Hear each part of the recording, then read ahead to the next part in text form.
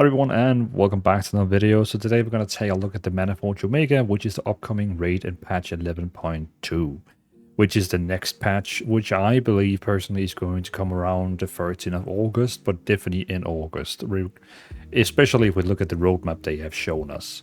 But Manaforge Omega, as you can see on my screen right now, I am on the test realm, the PTR, and on here we can actually see like details, like, we can see like stuff like the upcoming set armor for like, the new raid and stuff like that.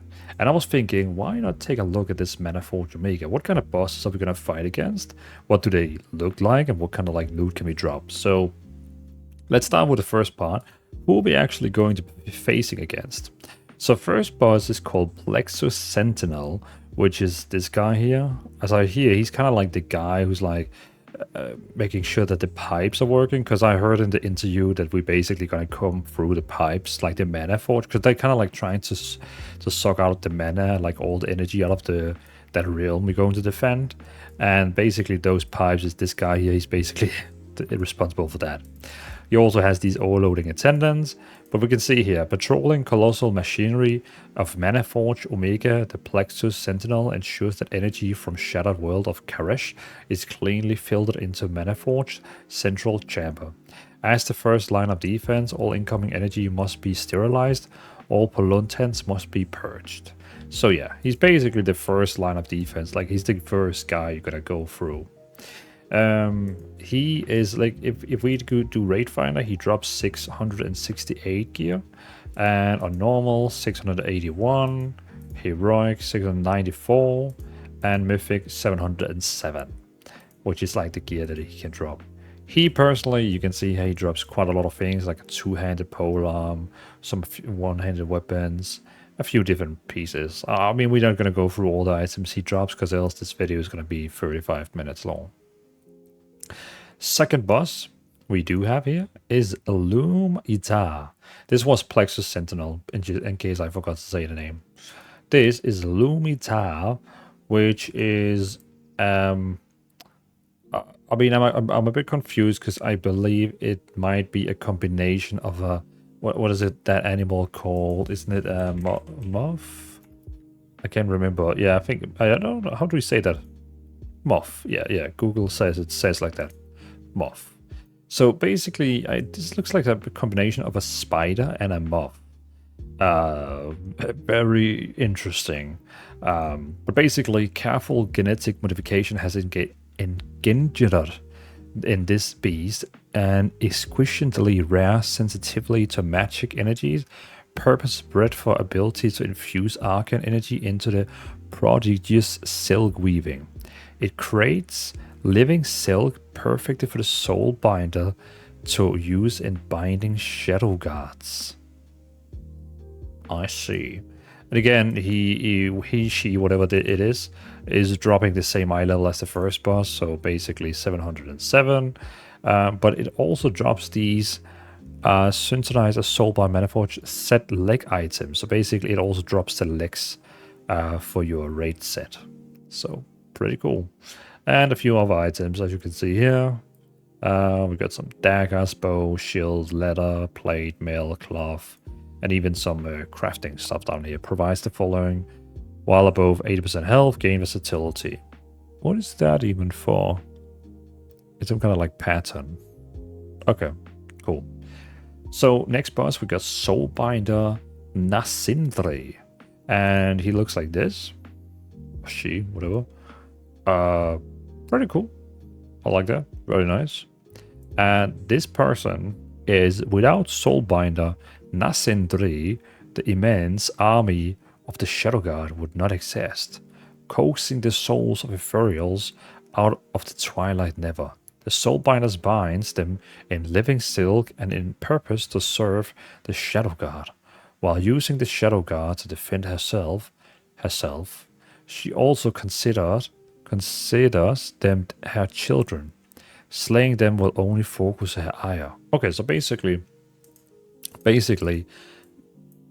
so we have the defender of the raid, like the guy who's like making sure that all the mana comes in. He's basically like, he's that guy who cleans the toilet and making sure no one who's not going, who's not supposed to go in comes in. You know what I mean? And then we have this monster here, which is basically creating that living silk. And we have this person here who's using the living silk to actually bind all the nevers, like all the other never walkers, to like her army. Basically, she's like enslaving them and be like, yeah, now you're mine, and now I see you as my child. And if we kill them, she gets angry. So I'm sure there's going to be some kind of like mechanic where we are like, I guess, doing something with the army, killing them or whatever, and she gets mad and stuff like that. Maybe it's a tank mechanic. But she drops the same eye level as the other bosses. I'm pretty sure 707, yep. And she has a staff, fist weapon, some neck, chest, wrist, waist, feet, trinkets. Some interesting trinkets. Very interesting trinkets. And she gives the set piece of hands. Yeah, so we got the legs from Lumita and the hands from Soulbinder.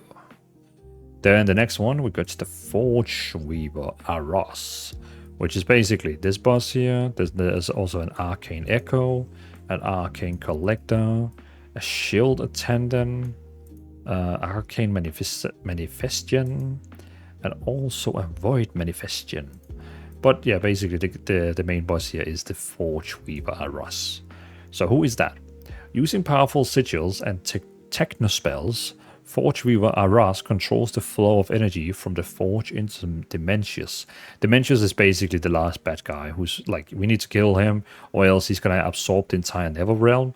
And then next after that, he's going to come for our world and basically absorb our entire world. He's basically like, I can't remember that guy from Marvel who's basically eating planets. That's like his purpose. He eats planets, dimensions, whatever, worlds. What are they using? Powerful sigil, second spell, Forgeweaver Ras controls the flow of energy from the Forge into Dementious, feeding the Void Lord to bring him into our plane. An ardent follower of all devouring, he strives to see his work through at all costs. Okay, so we got the first guy who's like defending, then we got the Silk Weaver, then we got the one that is making the army from the silk, and then we basically have the guy who's using this guy's mana from his pipes to actually go into the boss to make sure the boss, like the last boss, is like growing and being able to enter this plane, like this world. He is dropping the head item, so the head item for your set piece, and also a two-handed staff, a two-handed sword, some offhand, some chest, hands, waist, feet, finger, trinket, and also a crafting dagger. Your damaging spells and ability have a chance to siphon health from yourself and cast it into the void for 3 seconds. Upon its return, deals 178k damage to a random enemy. Okay, basically sacrificing health and then dealing damage with that. It's pretty cool. It's pretty cool. But yeah, that's Forgeweaver. Then we have this Outcasts. You know, basically it's 3 demon hunters who somehow have ended up joining this team. That's why I'm kind of calling them outcasts, because they kind of like not part of the demon hunter gang anymore. They've just like joined up with this guy here who eats planets. I don't know why you want to join him. But here we have Adarus Duskblaze, Valerian Bloodwrath, and Elissa Dark Sorrow, all using like standard demon hunter transmogs. And Adarus, now a demon hunter, brimming with barely contained abyssal power, seeking to devour the void energy surrounding Manaforge Omega. His deadly allies, Elissa Dark Sorrow and Valerian Bloodwrath, have joined Adarus in pursuit of larger prey. Together they will destroy all who oppose them, leaving nothing but chaos in their wake. Adarus, now a demon hunter, brimming with barely contained abyssal power, seek to devour the void energy surrounding Manaforge Omega. So basically he's there to like, he also wants a part of this mana energy, whatever, like that, which is around like this place. So he's basically there to like feast from all the energy. He doesn't care about like what this boss is actually doing, eating planets. He's just like there for his own purpose to like get stronger. And if someone like interferes with him, you die. Okay. And he drops the shoulders. So he's the shoulder guy. And of course, he has a Warglaive. of course. I mean, a Demon Hunter boss needs to drop a Warglaive, of course. We also got a shield, neck, chest, wrist, hands, waist, trinket, and some bonus loot down here. A lot of different feats, and also a waist you can craft. Cool. Then we got the next boss, Fractillus. It looks like a big guy. A very big guy. An elemental born of the cracks and dunes surrounding the Manaforge, Fractillus guards his domain by harnessing the power of biting sands and hardened glass of the inhospitable wastes. Okay, so it sounds like he's basically just like, he's crafted from all the energy that's surrounding the place. Like you can see he's basically made out of like stone, energy. Yeah, just like an energy monster they have like created, which is basically just there for protecting. So we probably have to go like through a gate or through something, and he dies, and I'm pretty sure when he dies, he's gonna like fall down and we can like walk over him, something like that. Just like a Uldur. Yeah, Uldur with that big boss who comes up, you kill him, and then he like falls down and you walk over him. I think that's the thing. Then we also have the Nexus King, Salhadar. And he also has like a Royal Voidwing.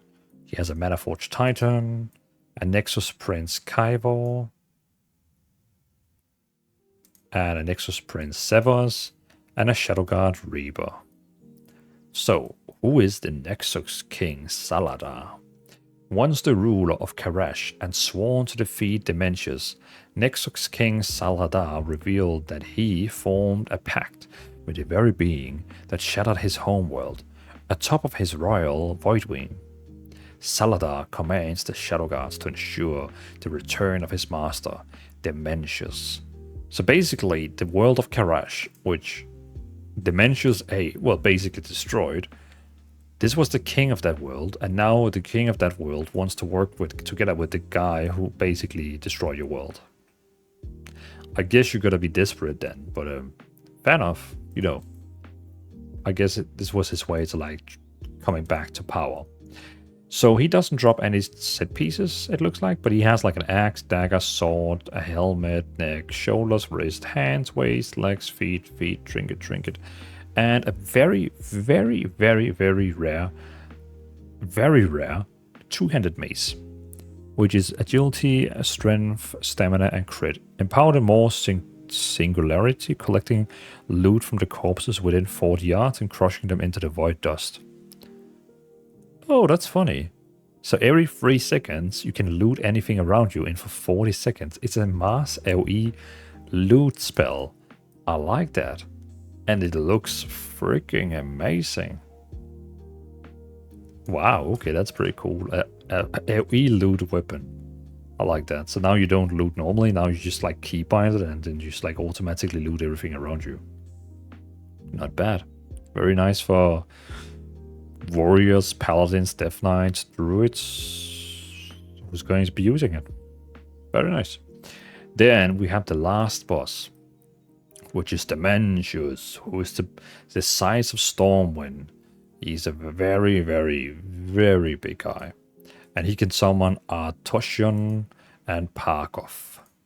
And deep within the Manaforge Omega, Dementious, the all-devouring and destroyer of Karash, is slowly walking as his devoted ethereal followers use the Dark Heart to give him sustenance.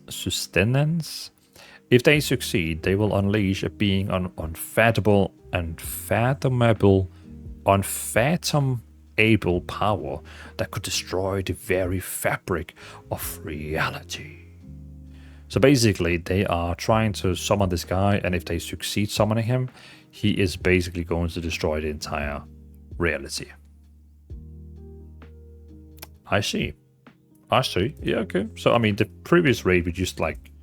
The previous raid, we had like a goblin who was just like, you know, didn't really support like healthcare, and, you know, he was just like rich and, you know, didn't like other people. And then the next raid is like a guy where if we don't stop him, he will basically break the entire reality and we all die. That's a big jump. That's a big jump. But I like it. I really like it. I skipped the previous raid. I didn't like the previous raid. But this one here, I'm definitely going to be playing. I want to kill the pipe man, then the Silk Weaver, and then the Soulbinder, and then the Forgeweaver, and then the Outcasts, and the Fractillus, Walkenham, and then kill the Trader King, and then basically kill the big guy who's the size of Stormwind. And I heard the battle is going to be quite epic. I mean, we could read all his abilities and stuff like that, but nah, this could change. This could change while they test it, so I'm not going to go into that. The last boss is basically dropping an item that you can... I'm pretty sure this item here is the one as usually, where you can trade it into whatever like set piece item you want. I'm pretty sure that's the one. Infused with fraction of Void Lord's boundless hunger, it seems to be wise to be rid of this courier, acquire a shadow, maybe offering something useful in exchange. I'm pretty sure like it's gonna be that.